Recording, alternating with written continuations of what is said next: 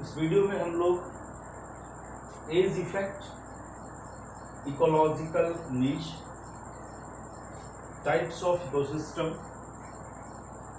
And its distribution, है ना, कितना टाइप का इकोसिस्टम है और इसका डिस्ट्रीब्यूशन का हम यहाँ पर स्टडी करेंगे। सबसे पहले हम यहाँ पर देखते हैं एज इफेक्ट क्या है। एज इफेक्ट को जानने से पहले मैं अपनी प्रीवियस वीडियो में इकोटोन टर्म को यहाँ डिस्कस किया था मैंने, उस इकोटोन को दोबारा से बताना चाहूंगा। कन्वर्जेंस ऑफ टू और more than two ecosystem within a zone considered to be ecotone, where there is recorded variety of the species because of convergence of the ecosystems, है ना। इकोसिस्टम्स के convergence से variety of species लाई करती है, जहां पर उसको हम क्या कहते हैं, इकोटोन कहते हैं। एग्जाम्पल की फॉर्म में हम ले सकते हैं एस्चुरी को, जहां पर फ्रेश वाटर और ओशियन वाटर जो मैरीन और सलाइन वाटर कहा जाता है, उन दोनों के जंक्शन पे आपको एस्चुरी वाटर मिलेगा और वहाँ एस्चुरी टाइप का इकोसिस्टम बनता है। वहाँ ओशियन का और फ्रेश वाटर का दोनों मिक्स्ड फॉर्म में स्पीसीज या लिविंग ऑर्गेनिज्म मिलेंगे, है ना। उसी से रिलेशन एज इफेक्ट का है। तो एज इफेक्ट क्या है? Sometimes number of species and population density of some species, है ना, of some of species in ecotone is much greater than either community known to be age effect. age effect क्या हुआ कि जहां पर ecotone का कंसेप्ट है, junction of various ecosystems है, जंक्शन ऑफ वेरियस इकोसिस्टम्स है, वहां पर कभी कभी कुछ ऐसी स्पीसीज होती है जिसकी पॉपुलेशन डेंसिटी, है ना, उसका नंबर, पॉपुलेशन डेंसिटी है उसका नंबर क्या होता है इंडिविजुअल्स का, है ना, बहुत ज्यादा हो जाएगा, much greater than either community. Either community मतलब जितनी कम्युनिटीज वहां पर आके कन्वर्स कर, इकोसिस्टम्स का जितनी भी कम्युनिटी आके डिफरेंट डिफरेंट इकोसिस्टम्स की जितनी कम्युनिटीज आके कन्वर्स करती हैं, है ना, उससे भी ज्यादा नंबर या पॉपुलेशन डेंसिटी अगर लाई करता है तो उसको हम क्या कहेंगे, एज इफेक्ट। एज का मीनिंग क्या है? जैसे कहते हैं एज का मीनिंग उसको थोड़ा सा सपोर्ट, एडिटिव रोल मिल जाए, है ना, बेनिफिट मिल जाए, है ना। तो यहाँ पर एज इफेक्ट में क्या होगा, पर्टिकुलर जो स्पीसीज या, है ना, स्पीसीज है उसका पॉपुलेशन डेंसिटी या इंडिविजुअल्स का नंबर उस दो या दो से ज्यादा जो कम्युनिटी है, इकोसिस्टम है, उसके कंपेयर में काफी ज्यादा हो जाता है। ऐसी स्थिति में उसको हम कहते हैं edge effect, right. The organism which occur abundantly in this zone are known as edge species, और जिसका सबसे ज्यादा नंबर इस जगह पर लाई करेगा, है ना, एबंडेंटली मतलब बहुत ज्यादा, है ना, ह्यूज नंबर्स जिसका एग्जिस्ट करता है जिस स्पीसीज का, उसको हम लोग क्या कहते हैं, एज स्पीसीज कहते हैं। द ऑर्गेनिज्म मतलब कोई एक ऑर्गेनिज्म है, जैसे हम रैट की बात कर दे या रैबिट की बात कर दे, तो किसी भी टाइप का एक ऑर्गेनिज्म जो एबंडेंटली उस जोन में, जंक्शन में रहता है इकोटोन के, जहां पर कम्युनिटीज या इकोसिस्टम कन्वर्ज कर रहा है, तो ऐसी स्पीसीज को हम क्या कहेंगे, एज स्पीसीज कहेंगे। फिर से बोलना चाहूंगा, एज स्पीसीज का मतलब है कि कोई भी एक पर्टिकुलर ऑर्गेनिज्म का नंबर बहुत ज्यादा है वहां पर, है ना, तो ऐसे कंडीशन में वो जो इंडिविजुअल्स है वो किसी स्पीसीज से रिलेट करेगा, उसको हम कहेंगे, उस स्पीसीज को एज स्पीसीज कहेंगे। इसके बाद नेक्स्ट पॉइंट आता है इकोलॉजिकल नीश, राइट। इकोलॉजिकल नीश, इकोलॉजिकल नीश क्या है? तो इकोलॉजिकल नीश का रिलेशन है कि जिस तरह से इकोसिस्टम में अबायोटिक बायोटिक के इंटरेक्शन से डेवलपमेंट होता है इकोसिस्टम का, उसी तरह से यहां पर भी अबायोटिक और बायोटिक का ही इंटरेक्शन है। But this niche, ecological niche is associated to single species, right. इसका रिलेशन किससे होता है? सिंगल स्पीसीज से होता है ना। सिंगल स्पीसीज से इसका रिलेशन होता है, एक ही स्पीसी होगा, अगर वो किसी पर्टिकुलर हैबिटाट में ग्रोथ डेवलपमेंट कर रहा है, अपना इवोल्यूशन करता है, तो उसको हम इकोलॉजिकल नीश कहेंगे। इकोलॉजिकल नीश को सिंपली क्या कह सकते हैं हम, a zone or natural habitat where a single species evolve and interact with the surroundings with the help of the surroundings or the natural habitat conditions. Physical environment is very specified physical environment.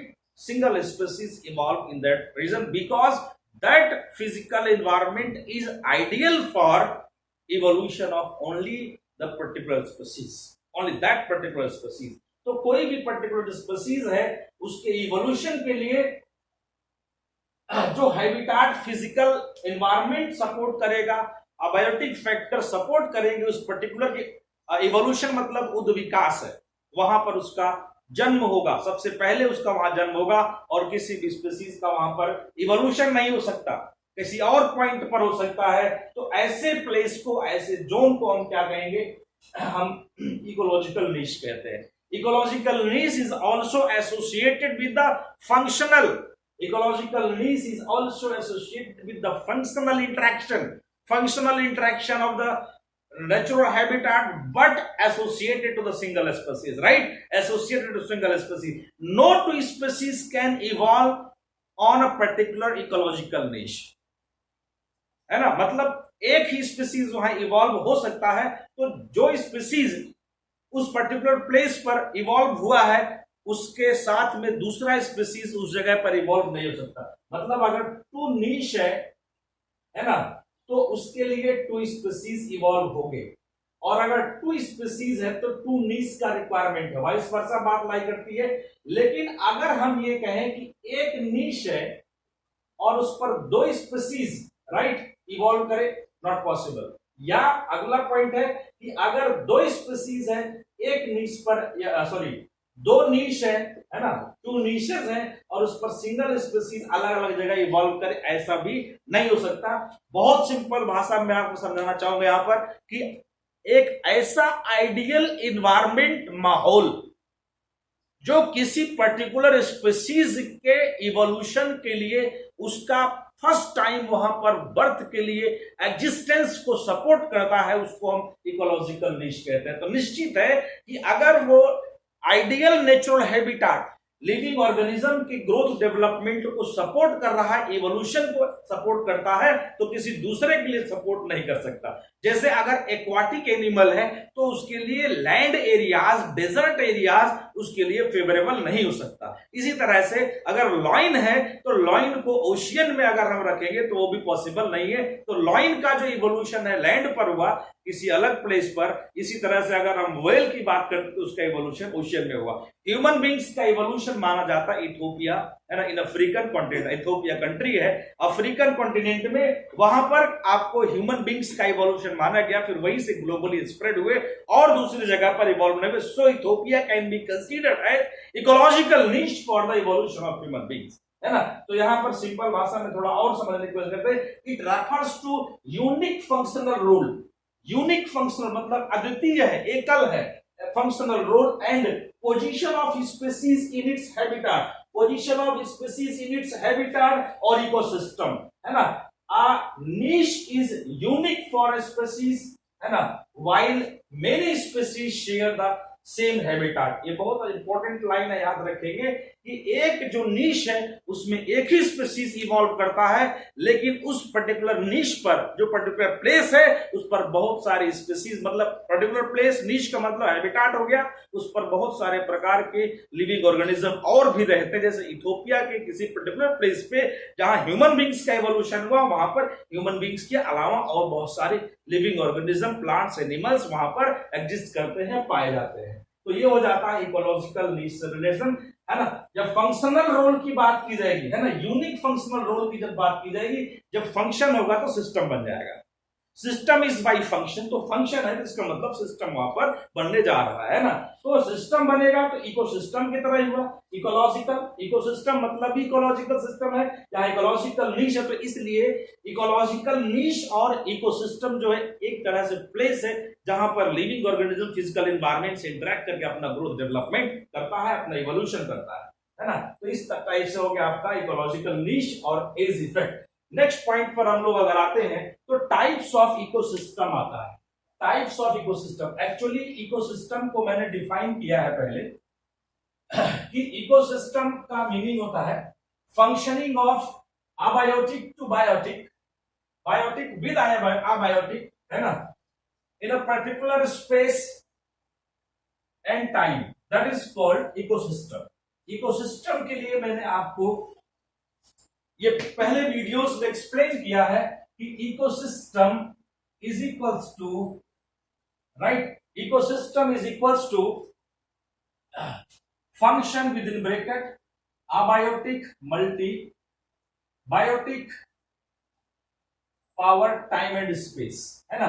तो time के change होने के साथ में ecosystem change होगा, space के change होने के साथ में एरिया जैसे जैसे बदलेगा उसका इस इकोसिस्टम चेंज होगा। अगर इसको हम पूरा पृथ्वी मान लेते हैं, अर्थ है और ये इक्वेटर है ना, इक्वेटर है ये, यहां पर नॉर्थ पोल है और ये साउथ पोल है, तो निश्चित सी बात है कि इक्वेटर से नॉर्थ पोल की तरफ जाते समय और इक्वेटर से ही साउथ पोल की तरफ जाते समय सोलर इंसोलेशन का अमाउंट जो सन से एनर्जी अर्थ सरफेस पर पहुंचती है, अर्थ सरफेस पर जो सन से एनर्जी पहुंचती है वो निश्चित सी बात है दोनों हेमिस्फेयर्स में, नॉर्दर्न हेमिस्फेयर और सदर्न हेमिस्फेयर दोनों में इक्वल होगा, है ना। लेकिन जो यहाँ का सरफेस फीचर है वो हीटिंग इफेक्ट को चेंज कर देगा।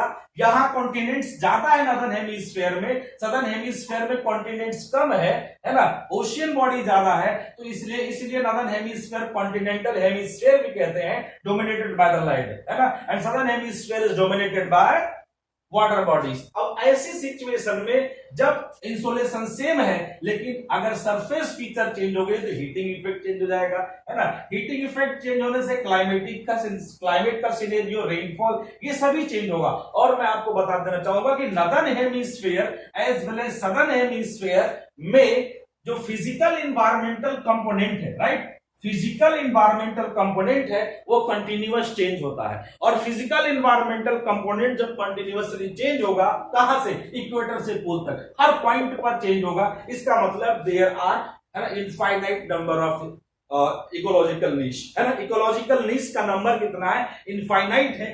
जो लिविंग ऑर्गेनिज्म है कितने भी इवॉल्व कर सकते थे अर्थ पे, है ना, ये सिचुएशन यहां पर समझ के चलिए। तो जब फिजिकल एनवायरनमेंट चेंज होगा जिसे हम अबायोटिक कंपोनेंट कहते हैं, अबायोटिक कंपोनेंट अगर चेंज होगा तो क्लाइमेट का सिनेरियो चेंज होगा, है ना। क्लाइमेट मतलब क्लाइमेटिक अबायोटिक ही हो गया, रेनफॉल, है ना, temperature, rainfall, soil conditions, rock, ये सभी चीजें इक्वेटर से पोल तक दोनों हेमिस्फीयर्स में चेंज होंगी। और अगर ये अबायोटिक कंपोनेंट्स चेंज होगा तो बायोटिक के लिए इकोलॉजिकल नीश, रिमाइंड दैट, है ना, इकोलॉजिकल नीश का जो सिनेरियो वही बायो को डेवलपमेंट कर रहा है ना, तो इकोलॉजिकल नीश वेरी करेगा, बायो डिफरेंट होंगे, इसका मतलब अलग अलग प्रकार का इकोसिस्टम मिलेगा, है ना। So varying circumstances of supply of physical environment components, है ना, components of physical environments, there has created variety of the ecosystem on earth surface पर variety of ecosystem का डेवलपमेंट हुआ है ना। तो उसी लिए में डिफरेंट टाइप का, जैसे जैसे प्लेसेस चेंज होंगे इकोलॉजिकल नीश चेंज होगा, है ना, इन्वायरमेंट चेंज होता है और इकोसिस्टम में भी चेंजेस आएंगे।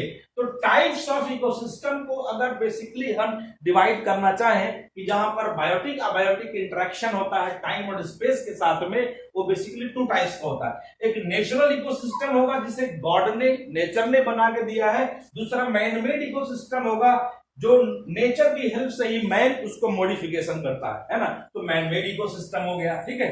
अब हम इकोसिस्टम अगर जानते हैं, मतलब एक तालाब है उसमें कुछ क्या कहते हैं वाटर प्लांट है ना, कुछ वाटर प्लांट है उसमें, जैसे चेस्टनट हो गया, वहां पर आपको वाटर वीड्स हो सकता है ना, ग्रासेस हो सकती है, और फिर उसके बाद फिश हो सकता है, डक हो सकता है, इस तरह के डिफरेंट जो लिविंग ऑर्गेनिज्म है ना, वो वहां पर उसके जो supply of the abiotic component है, न्यूट्रिशन है, एनर्जी है, अपना ग्रोथ डेवलपमेंट करते इकोसिस्टम हो गया, ठीक है, वो इकोसिस्टम हो गया। तो इस तरह से एक नेचुरल इकोसिस्टम होगा जिसे नेचर ने बनाया, दूसरा है टेरेस्ट्रियल इकोसिस्टम, है ना, नेचुरल इकोसिस्टम, और दूसरा मैन मेड है। और नेचुरल इकोसिस्टम को फर्दर हम टू टाइप्स में डिवाइड कर सकते हैं, एक टेरेस्ट्रियल है, what evolve on the land and the second aquatic ecosystem in water bodies, है ना। तो अगर हम टेरेस्ट्रियल इकोसिस्टम की बात करते हैं तो terrestrial ecosystem associated to the land और कॉन्टिनेंट, है ना।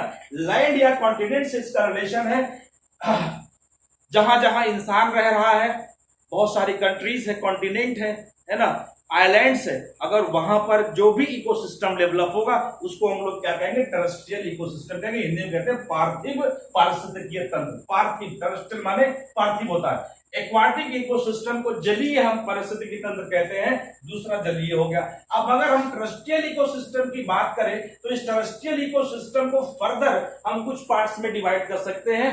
जो वहां पर प्लांट कम्युनिटीज है, लिविंग ऑर्गेनिज्म का जो कम्युनिटी वहां पर डिफर करती है, उसके बेसिस पे हम इकोसिस्टम को यहाँ पर डाइवर्सिफाई कर सकते हैं, डेराइव कर सकते हैं डिफरेंट टाइप इकोसिस्टम। तो यहाँ पर अगर फॉरेस्ट इकोसिस्टम की बात की जाए, है ना, फॉरेस्ट इकोसिस्टम की, तो फॉरेस्ट इकोसिस्टम टेरेस्ट्रियल इकोसिस्टम का ही टाइप है, लैंड पे डेवलप होता है, यहाँ पर ट्रीज का प्रेजेंस होगा।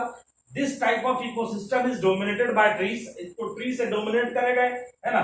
दूसरा जैसे फॉरेस्ट इकोसिस्टम में एवरग्रीन फॉरेस्ट हो गया, डेसिडियस फॉरेस्ट हो गया, टेम्परेट रेन फॉरेस्ट हो गया, ट्रॉपिकल रेन फॉरेस्ट हो गया, ठीक है। ये सभी क्या है, फॉरेस्ट इकोसिस्टम का टाइप होगा। फिर उसके बाद में दूसरा ग्रासलैंड, ट्री के बाद ग्रास। जब एनर्जी का सप्लाई, न्यूट्रिशन का सप्लाई घट जाएगा तो ऐसे केसेस में क्या होगा, trees converts to grasses and forest becomes grassland, है ना। क्योंकि ग्रासेस में ट्री कन्वर्ट, बड़ा बड़ा ट्री है, एनर्जी का सप्लाई ज्यादा है तो ट्री है, ठीक है, ये ट्री बन जाता है। और अगर एनर्जी का सप्लाई कम हो गया, एनर्जी का, न्यूट्रिशन का सप्लाई अगर घट गया तो ये फिर ग्रासेस में कन्वर्ट हो जाएगा, है ना। और ग्रासेस में कन्वर्ट हो जाएगा तो ऐसा भी जगह मिलेगा जहां पर भाई फिजिकल एनवायरनमेंट में एनर्जी, न्यूट्रिशन का कमी हो, वाटर का कमी हो, तो ग्रासलैंड इकोसिस्टम में कन्वर्ट हो गया। और अगर इससे भी ज्यादा शॉर्टेज हो गई तो वो डेजर्ट इकोसिस्टम में कन्वर्ट हो जाता है ना। डेजर्ट का मतलब ये समझ लेंगे कि बैरन लैंड है, वहां पर ग्रोथ डेवलपमेंट की प्लांट एनिमल के लिए जो सिचुएशन होती है बहुत कम होती है।